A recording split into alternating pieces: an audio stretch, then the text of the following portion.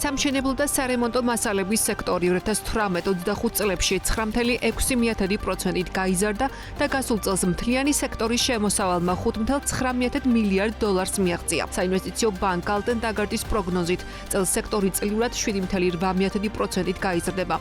სარემონტო მასალების ბაზარზე კი 10.4%-იანი ზრდაა მოსალოდნელი. ბოლო წლებში სამშენებლო სექტორის სწრაფი ზრდა გაზრდილმა ფასებმა და რეკორდულმა აქტივობამ გამოიწვია, როგორც საჯარო, ისე კერძო სექტორიდან. 2026-ში მოსალოდნელია ბინების რეკორდული რაოდენობის ჩაბარება, რაც საინვესტიციო ბანკის გათვლებით სარემონტო მასალების ინდუსტრიას კიდევ უფრო წაახალისებს. ანალოგიური მოლოდინებია კერძო სექტორშიც. გორგას დირექტორის თქმით, გაყიდვები იზრდება და ქვეყანაში მიმდინარე მშენებლობების გათვალისწინებით მოლოდინია, რომ წელს ბაზარი დამატებით 10%-ზე მეტად გაიზრდება. ბოლო 2 წლის განმავლობაში ჩვენ ხედავთ, რომ დაახლოებით ჩვენი გაყიდვები 15-20%-ის ფარგლებში იზრდება და ეს ტენდენცია სტაბილურია, ანუ სტაბილურად ვიზრდებით. სამშენებლო სარემონტო ბიზნესი მკვეთრად არის დამოკიდებული სამშენებლო ნებართვებზე. ჩვენ ყოველთვიურად ვუყურებთ ხოლმე თუ როგორი იზრდება. საქართველოს თუ დავაკვირდებით, ტენდენცია თითქმის არ იცვლება, სტაბილური ზრდა არის ამ მიმართულებით ვფიქრობ, რომ სამშენებლო ბაზარი მიმდინარე წელს დაახლოებით 7-დან 12%-ის ფარგლებში გაიზრდება, ასე ვარაუდობ, ზოგადად მთლიანი ბაზარი, იმიტომ რომ ბევრი კორპუსი დასრულდება და ასევე ძალიან მნიშვნელოვანია, რომ რეგიონებშიც გაიზარდა ზოგადად მშენებლობები. წლიდან წლამდე გაყიდვები იზრდება ნოვას შემთხვევაში. სამშენებლო და სარემონტო მასალების კომპანიის გენერალური დირექტორი ამბობს, რომ ეს ზრდა არა ფასების საერთო დონის, არამედ მოთხოვნის ზრდით არის განპირობებული. მიუხედავად იმისა, რომ გლობალური ფაქტორების გათვალისწინებით სამშენებლო და სარემონტო მასალები ძვირდება, იზრდება ტრანსპორტირების ღირებულება, მოლოდინია, რომ საქართველოში სექტორის ზრდას გააგრძელებს.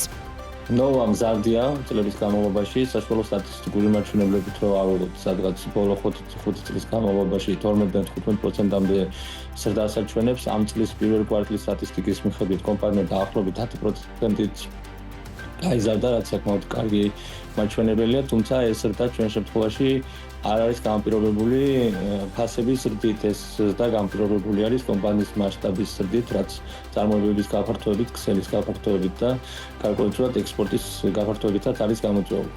სამშენებლო და სარემონტო მასალების ბაზარზე პოზიციებს იმყარებს ელექტრონული კომერციის პლატფორმა BOMO-GITS, რომლის დამფუძნებელი ასევე ადასტურებს, რომ გაყიდვები მზარდია და სამშენებლო სექტორის ზრდასთან ერთად ბაზრის ამ სეგმენტსაც სამომავლოდ ზრდის მეტი პოტენციალი გააჩნია. სამშენებლო და სარემონტო მასალების ტრადიციულ ბაზარს ეტაპობრივად, ასე ვთქვათ, ანაცვლებს ონლაინ ბაზარი ამ ტიპის სამშენებლო მასალების, რასაც ასევე აქვს, რა თქმა უნდა, თავისი განმაპირობებელი ფაქტორები და ჩვენ ძალიან ოპტიმისტურად ვუყურებთ ზოგადად სამშენებლო მასალების ბაზარს საქართველოში. რა თქმა უნდა, ზრდის მამოძრავებელი ფაქტორი არის თვითონ უძრავი ქონების და დეველოპმენტის ამ სექტორის განვითარება, ამასაც ვუყურებთ ჩვენ ოპტიმისტურად. რიგი სახელმწიფო სამშენებლო პროექტები არის ამ ეტაპზე, ასე ვთქვათ, უფრო დაბალი ტემპით მიმდინარე, თუმცა ეს არ არის ჩვენთვის დამაბრკოლებელი გარემოება, იმიტომ რომ ჩვენი მთავარი სეგმენტი, სამომხმარებლო სეგმენტი არის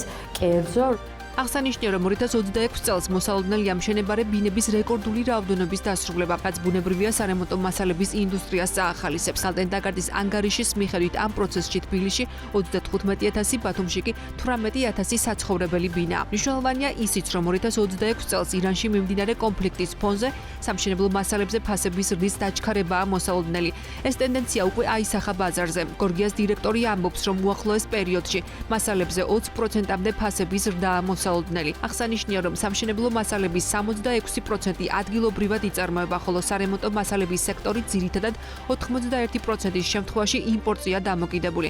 იმპორტისას მთავარი პარტნიორი ქვეყნები საქართველოსთვის თურქეთი და ჩინეთია. მარტო მაისის თვეში ფასების ზრდა დაანონსებული ისეთ პროდუქტებს, რომელშიც ნავთო პროდუქტების ფასი ძალიან მნიშვნელოვანია.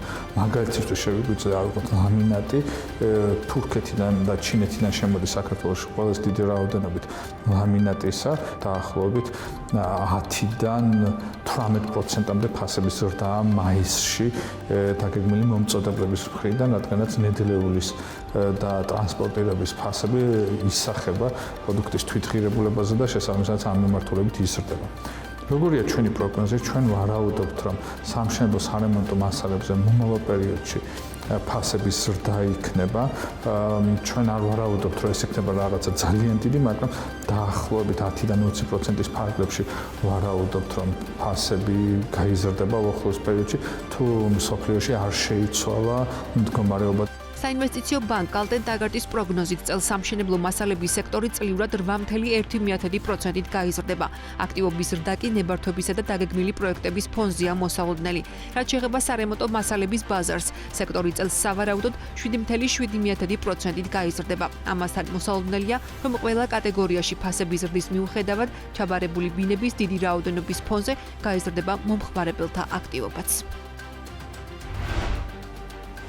რუსეთი საქართველოში სასუქების მთავარი იმპორტიორი გახდა. საქსტატის მონაცემები აჩვენებს, რომ მარტში რუსულმა კომპანიებმა ბაზარს 3.1 მილიონი დოლარის ღირებულების სასუქები მიეწოდეს. ექსპორტი ერთ თვეში 5.5-ჯერ არის გაზრდილი. ამ რაოდენობის უმეტესი ნაწილი 2.9 მილიონი დოლარი შერეული სასუქების წილად მოდიოდა. საქართველოზე მოდიოდა ყველა მიწოდების 59.1%, რამაც რუსეთი რესპუბლიკაში სასუქების უმსხვილეს იმპორტიორებს შორის პირველ ადგილზე დააბრუნა. ერთი თვით ადრე ქვეყანა მეორე ადგილზე იყო სულ საქართველო მარტში 6.1 მილიონი დოლარის სხვადასხვა სახის სასუქე შეიძინა. მიწოდების მოცულობით მეორე ადგილზეა თურქეთი 10.9%, ხოლო მესამეზე ესპანეთი 6.4%. სულ სამ თვეში ქვეყანაში 13.4 მილიონი დოლარის სხვადასხვა სახის სასუქის იმპორტი განხორციელდა. 2026 წლის პირველ კვარტალში საქართველოს პორტები 4.3 მილიონ ტონაზე მეტ ტვირთს მოემსახურდნენ, რაც წლიურად 15%-იანი ზრდაა. ამის შესახებ ეკონომიკის მინისტრის მოადგილე თამარ იოსელიანი აცხადებს. მისი ინფორმაციით ზრდა ნარჩუნდება საკონტეინერო გადაზიდვების კუთხითაც. ამ პერიოდში გადამუშავებულია 188,000 ერთეული კონტეინერი, რაც დაახლოებით 6%-ით მეტია 2025 წლის პირველი კვარტლის მაჩვენებელზე. თამარ იოსელიანი ამბობს, რომ ეს მაჩვენებლები იძლევა ძალიან მკაფიო სიგნალს, რომ ტრანსპორტის სექტორი საქართველოში აგრძელებს სტაბილურ და დინამიურ ზრდას და ეს ზრდა უკვე სისტემურ ხასიათს ატარებს. ყულევის ნავთობტერმინალში სიმძლავრეების გაფართოება და ახალი ტექნოლოგიების დანერგვა იგეგმება. ტრენდის ინფორმაციით ამის შესახებ ბაქოში გამართულ კასპიისა და ცენტრალური აზიის რეგიონებში ლოგისტიკისა და ნავთობით ვაჭრობის მეორე ფორუმზე ყულევის ნავთობტერმინალის გენერალურმა დირექტორმა განაცხადა. მისი თქმით, ტერმინალში იგეგმება ახალი ტექნოლოგიებისა და ავტომატიზებული სისტემების დანერგვა, ტვირთების გადაზიდვის ეფექტურობის ამაღლებისა და დამატებითი კლიენტების მოზიდვის მიზნით. საკვანძო გეგმებს შორის არის ტერმინალის მთელ ტერიტორიაზე განათების მოდერნიზაციის პროექტის დასრულება, რამაც უნდა გააუმჯობესოს სამუშაო პირობები და საოპერაციო ეფექტურობა. გარდა ამისა, უახლოეს მომავალში მოსალოდნელია უშუალოდ ტერმინალის ტერიტორიაზე კომპანია SGS-ის ლაბორატორიის ამოქმედება. ეს საშუალებას მოგცემს ანალიზების ჩატარების დრო ამჟამინდელი 8-9 საათიდან 1-2 საათამდე შევამციროთ, რადგან ამჟამად ნიმუშები ბათუმში გზავნება, განაცხადა გენერალურმა დირექტორმა. ქემიროვმა ასევე განაცხადა 4 ახალი რეზერვუარის მშენებლობის გეგმის შესახებ, რომელთაგან თითოეულის ტევადობა 20,000 კუბური მეტრი იქნება, გაფართოების ბიუჯეტი 20 მილიონი დოლარია.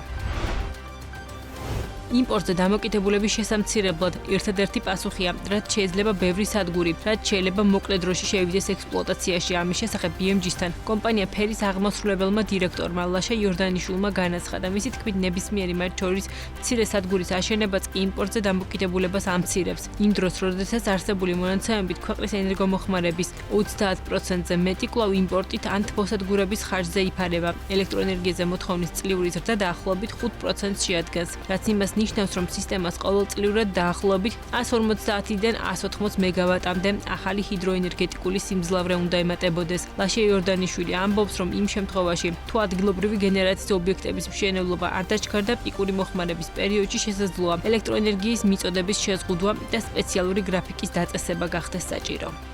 ანის პირზე გავდივართ, დამიჯერეთ, იმიტომ რომ თქვენ რო დათვალოთ მთლიანად იმპორტის პოტენციალი. დამიჯერეთ, რომ ეს თქვა წყალმცირობის პერიოდში, როდესაც ემატება ჩვენი რაღაც რამდენიმე ასეული მეგავატი და მოხმარება უკვე 2500 მეგავატს ჭარბობს და ეს 2500 მეგავატი რო გაიზარდოს 2800 და 3000 მეგავატზე წყალმცირობის პერიოდში ფიზიკურად მოგვიწევს გრაფიკის დაწესება, იმიტომ რომ ყველა ხაზი რომ მაქსიმალურად ჩართო არ იყოფა ჩვენი ქვეყნის მოთხოვნის დაკმაყოფილებას.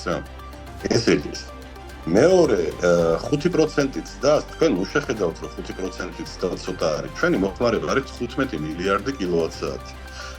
გასული წელი ესე იყო 15 მილიარდი კილოვატ-საათის 5% არის 750 მილიონი კილოვატ-საათი. რომ გადავთარგმნოთ ეს ჰიდროენერგეტიკაში და არა კაშხლიანზე დავუშვათ მოდინებად სადგურზე, ეს არის 150-დან 180 მეგავატამდე ჰიდროელექტროსადგური დამატებული. თქვენ რო გადმოყვეთ ბოლო წლებიდან, მე დაწუნებული ვარ, რომ ვერ ნახავთ, რომ წელიწადში ჩვენ ეს სიმძლავრე გვემატებოდეს. ფერი განახლებადი ენერგიის წყაროების ათვისების მიმართულებით აქტიურ ფაზაშია, როგორც BMG-სთან კომპანია ფერის აღმასრულებელი დირექტორი. ლაშა იორდანიშვილი აცხადებს, კომპანია მიმდინარე წლის ივლისში ასრულებს 206 მეგავატიანი ქარის ელექტროსადგურის მშენებლობას, რომელიც მნიშვნელოვნად შეამცირებს ქვეყნის იმპორტ დამოკიდებულებას დეფიციტურ პერიოდებში. გარდა ამისა, ფერის პორტფოლიოშია 150 მეგავატიანი ჰიდროელექტროსადგურების პროექტები, რომელთაგან ერთი მშენებლობის, ორი კი კვლევის ეტაპზეა. კომპანია წელსვე გეგმავს სისტემაში 100 მეგავატის სიმძლავრის მზის სადგურების ჩართვას, რომლებიც მარნეულში, პატარძელულსა და კახეთის რეგიონში განთავსდება.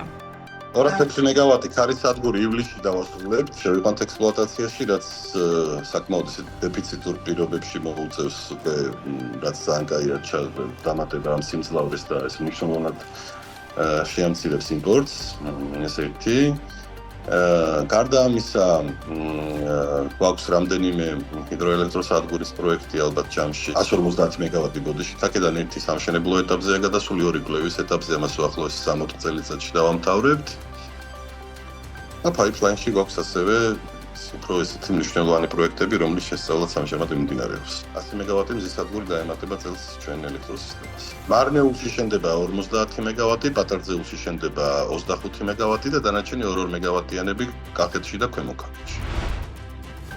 2026 წლის პირველ კვარტალში საბანკო სექტორის მოგება 894 მილიონ ლარამდე გაიზარდა. ამის შესახებ ბანკების მიერ ეროვნული ბანკისთვის წარდგენილი იანვარ-მარტის ფინანსური მაჩვენებლებიდან ირკვევა. მოგება წლიურ ჭრილში 146 მილიონი ლარით, ანუ 19.5%-ით არის გაზრდილი. ამასთან 19 ბანკიდან 15 მოგებაზეა, 4 კი ზარალზე.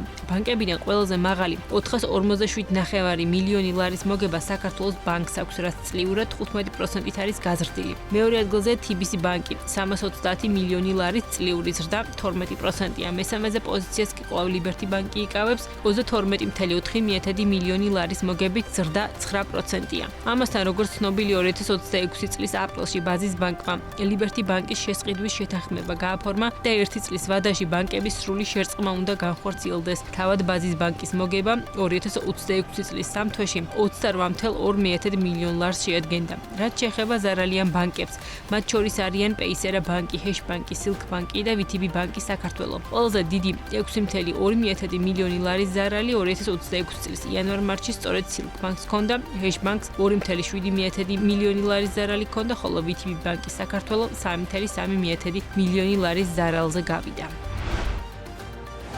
ეკონომიკის სამინისტროს დელეგაცია, რომელსაც მინისტრი მარიამ ქრივიშვილი ხელმძღვანელობს, პეკინში ჩინეთის ეროვნული რეფორმებისა და განვითარების კომიტეტის თავმჯდომარის მოადგილეს ჭოუ ჰაიბინს შეხვდა. სამინისტროს ცნობით მხარეები შეთანხმდნენ, რომ შეიქმნება ინვესტიციების მოსაზიდად საქართველოს-ჩინეთს შორის დიალოგის მექანიზმი, რომელიც ხელს შეუწყობს ჩინეთიდან ინვესტიციების განხორციელებას. ეს იქნება მთავრობათა შორისი ფორმატი საქართველოს ეკონომიკის სამინისტროსა და ჩინეთის ეროვნული რეფორმებისა და განვითარების კომიტეტს შორის, რომლის ფარგლებში განსაკუთრებული აქცენტი გაკეთდება მათ შორის ინვესტიციებზე ტრანსპორტისა და ლოგისტიკის სექტორში. შეხვედრაზე განსაკუთრებული ყურადღება გამახვილდა შუადერეფრის მნიშვნელობასა და საქართველოს როგორც ტვირთნაკადების კუთხით ჩინეთსა და ევროპას შორის დამაკავშირებელ როლზე. აღინიშნა, რომ ამ მიმართულებით ანაკლიის პორტს სტრატეგიული მნიშვნელობა ექნება როგორც ორი ქვეყნის, ისე შუადერეფრის პარტნიორი სახელმწიფოებისთვის.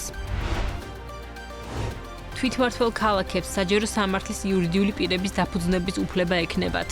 ადგილობრივი თვითმმართველობის კოდექსში შესაბამისი ცვლილებები პარლამენტში განხილვის რეჟიმშია.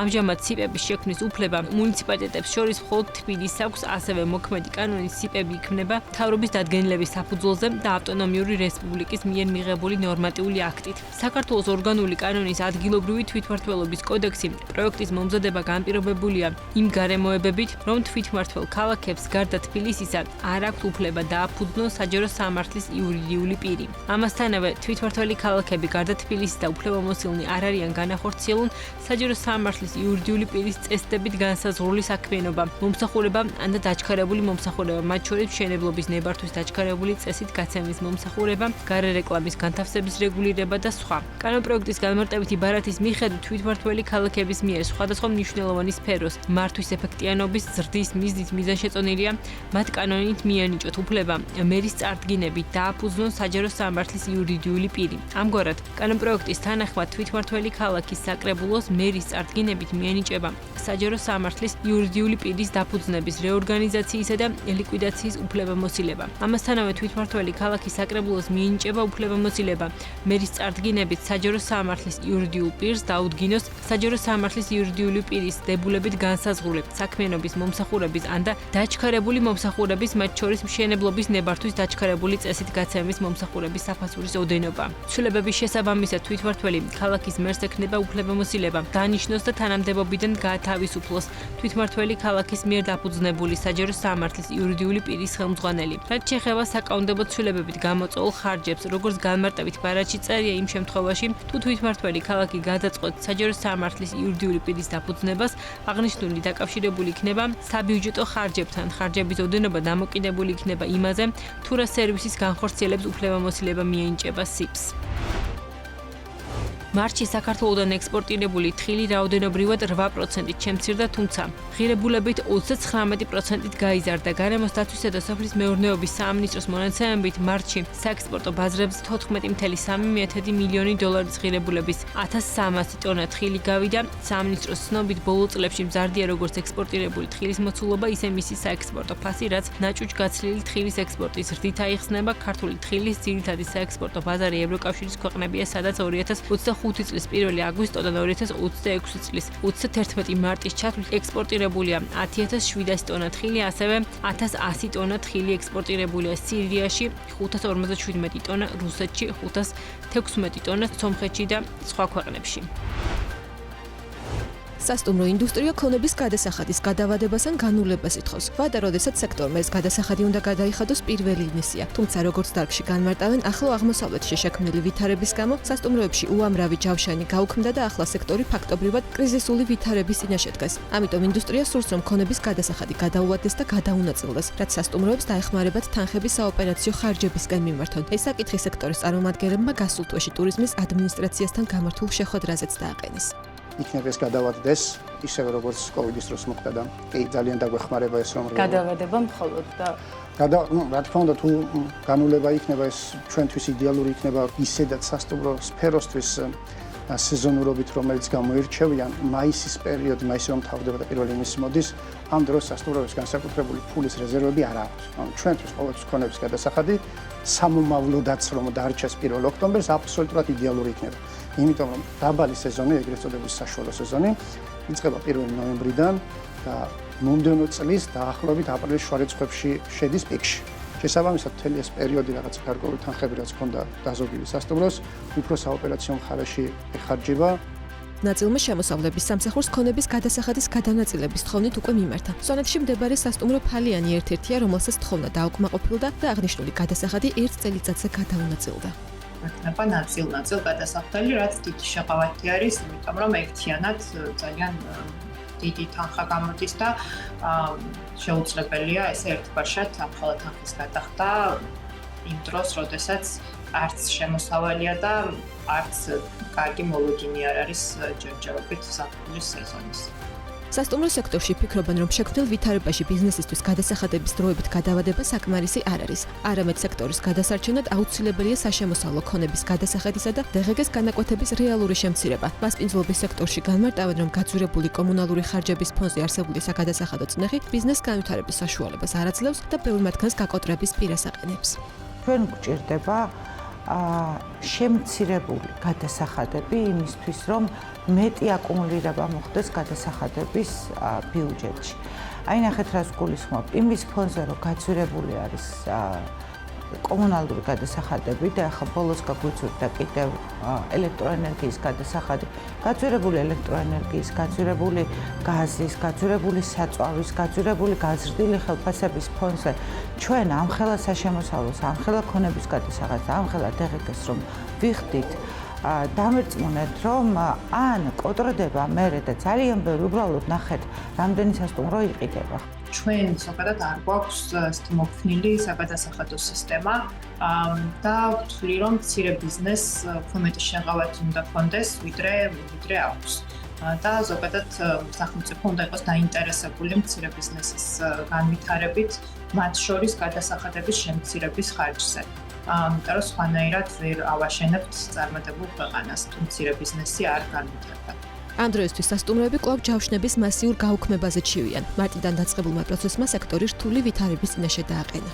საკმაოდ კარგი რაოდენობის ჯავშნებით ველოდებოდით სალხოს. უბრალოდ, თუნდაც დღეს მაგალითად 4 დიდი ჯგუფი გაგვიუქმდა სხვადასხვა ტურისტული კომპანიებისგან, სხვა სასტუმროებსაც შეეცდით გაუქმების წერილები და ეს არის ნამდვილად საგანგაშო, იმიტომ რომ თუ ეს საფრთხის სეზონიც ჩავარდა, სვანეთისთვის, სადაც სეზონური არის ტურიზმი, სადაც ზამთრის სეზონი პრაქტიკულად ყოველ წელს წარუმატებელია ხოლმე ელექტროენერგიის და ინფრასტრუქტურის პრობლემების გამო, ამ დროს კიდევ საფრთხის სეზონის ჩავარდნაც გამოიწვევს ძალიან უარყოფით შედეგს. როგორც კი სტაბილურდება სიტუაცია, მაშინვე ჩნდება ახალ-ახალი ნაკადები. თუმცა ვაღიარებ, რომ არც ისეთი კარგი სიტუაცია გვაქვს ახლა, როგორი მოლოდინიც გქონდა. პრინციპში საკმაოდ მძიმედ დგას და ველოდებით ახალი ნაკადების დადასტურებას. ტურიზმის ეროვნული ადმინისტრაციის სტატისტიკით პირველ კვარტალში ტურიზმის მაჩვენებლებში რეკორდული ზრდა დაფიქსირდა. ადმინისტრაციის თანახმად სამ თვეში საქართველოს 997,529 ტურისტი მიიღო, რაც გასული წლის ანალოგიურ პერიოდთან შედარებით 4%-ით მეტია. საუბარია იმ ვიზიტორებზე, რომლებიც ქვეყანაში 24 საათზე დიდხანს დარჩნენ. თუმცა როგორც ჰორეკა სექტორში აცხადებენ, იანვარ-თებერვალში ტურისტული ნაკადების პოზიტიური ტენდენცია მართლაც შეინიშნებოდა. თუმცა მარტი ახლო აღმოსავლეთის ომის გამო სრულად ჩავარდა და ციფრები და რეალობა ერთმანეთს არ შეესაბამება. კერძო სექტორის წარმომადგენლები აცხადებენ, რომ ბოლო წლების განმავლობაში საქართველოში ელექტრომობილებზე მოთხოვნა მზარდია და ქვეყანაში შესაბამისად ვითარდება ელექტროდამტენების ინფრასტრუქტურაც. როგორც კომპანიამ ისფერში აცხადებენ, წლის ბოლომდე მათ ქსელში უკვე 80-დან 100-მდე სწრაფ დამტენამდე იქნება ჩართული. კომპანიაში ასევე ამბობენ, რომ დარგისთვის გამოწვევა ელექტროენერგიაზე გაზრდილი ტარიფი, რის გამოც ბაზრის მონაწილეების ნაწილს ელექტროდამტენების მომსახურებაზე ფასების ზრდა მოუწია. აღსანიშნავი, რომ წელს პირველ კვარტალში საქართველოში იმპორტირებულია 34.3 მილიონი დოლარის ღირებულების 2201 ცალი ელექტრომობილი, მაშინ როდესაც 2025 წლის ანალოგიურ პერიოდში ქვეყანაში სულ 29.5 მილიონი დოლარის ღირებულების 1630 ცალი ელექტრომობილი შემოვიდა. ბოლო 1 წლის განმავლობაში ელექტრომობილების რაოდენობა გაორმაგდა და შესაბამისად დამტენების რაოდენობაც გაორმაგდა. ბაზარზე გამოჩნდნენ სხვა კომპანიების, რომლებიც დაინტერესებულები არიან ამ ბიზნესით. ჩვენი პარტნიორების რაოდენობა ყოველთვიურად იზრდება. წლის ბოლომდე გეგმაში გვაქვს, რომ უნდა გაორმაგდეს კიდევ ის რაოდენობა, რაც ეხლა გვაქვს ქსელში, დაახლოებით 80-დან 100-მდე სწრაფი დამტენი უნდა იყოს უკვე ჩვენს ქსელში ჩართული წლის ბოლომდე და შესაბამისად ამ დინამიკით, რაც ეხლა გვაქვს ბაზარზე, თუ ისევ გაგრძელდა მოთხოვნა ელექტრომობილებზე და არ შენელდა ეს ტემპი, ასე ვთქვათ, რამე ხელოვნური манипуляციით, მაშინ დამტენების და ზოგადად ინფრასტრუქტურის მოწყობას, როგორც სერვისების, ასევე დამტენების აუცილებლად თან გამოებადებს. ჩვენ მომხმარებელთან კომუნიკაციას όσο ვაკეთებთ, ყოველთვის ქონდა შედარება საწვავის ხარჯთან და ელექტროენერგიის ხარჯთან, ეს ყავდა მინიმალურად, მაგრამ მაინც შემცირდა. უფრო რთული არის იგივე ფასების დაჭერა, რაც აქამდე ქსელში არსებობდა, ან მოუწია დიდ მოთამაშეებს, რომ ფასები აეწიათ ზევით. ძალიან მნიშვნელოვანი იქნება ის გეგმა, რომელიც არის ქვეყანაში, რომ შევძლოთ სხვადასხვა მომწოდებლისგან შეძენა, ბირჟაზე ვსაუბრობ, ელექტროენერგიის ენერგობირჟაზე. თუ ეს პროექტი მალე ჩაეშვება, შეიძლება წაეხმაროს უფრო ამ სფეროს. დღეისათვის მოცემულობა რაც გვაქვს, 70% ჩვენი მომხმარებლების ტარიფი გაზარდა თვითონ ელექტროენერგიის გაძვირებასთან შედარებით.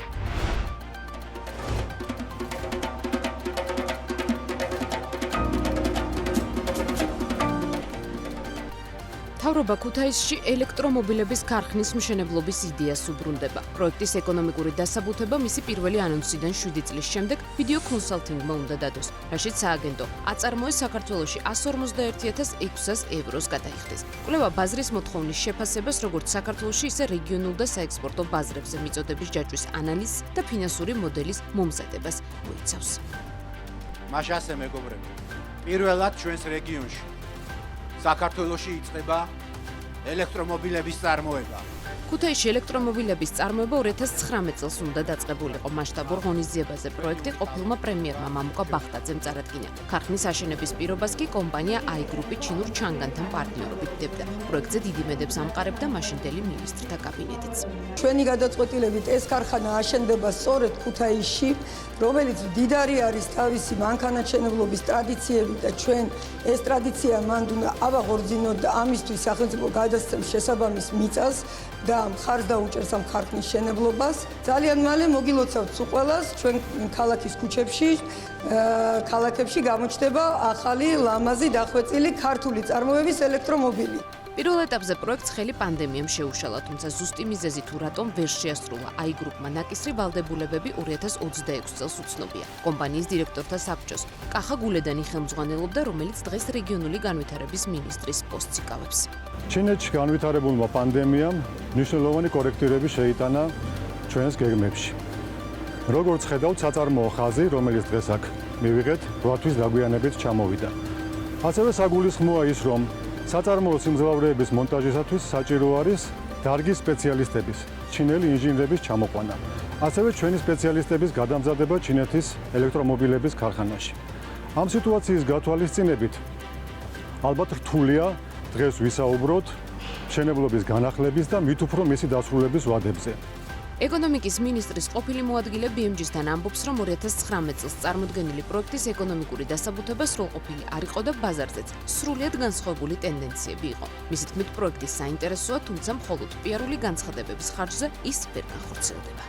შინდელი გადაწყვეტილება და დღევანდელი განახლება ასე მხოლოდ ნეგატიურ კონტექსტში შეიძლება შევაფასოთ, იმიტომ რომ მაშინ სხვა ბაზის რეალობა იყო მთლიანად ამ დარგში, მრავალ მილიონიანი, მილიარდიანი ინდუსტრიის კვლევას ჩვენ რაღაც 100,000 ევროთ დავაკეთებთ და დავნერგავთ აქედან და რაღაც გლობალური მოთამაშეები გავხდებით. ანუ ეს ორი მოცემულობა ერთმანეთს ცოტათი ეწინააღმდეგება, მაგალითად ძალიან გამიხარდებოდა თუ ადგილობრივ ბაზარზე ჩანგანის ავატარი ეს 7 ან 6 ან მოდელი ალბათ ხელმისაწვდომი იქნებოდა პირობითად.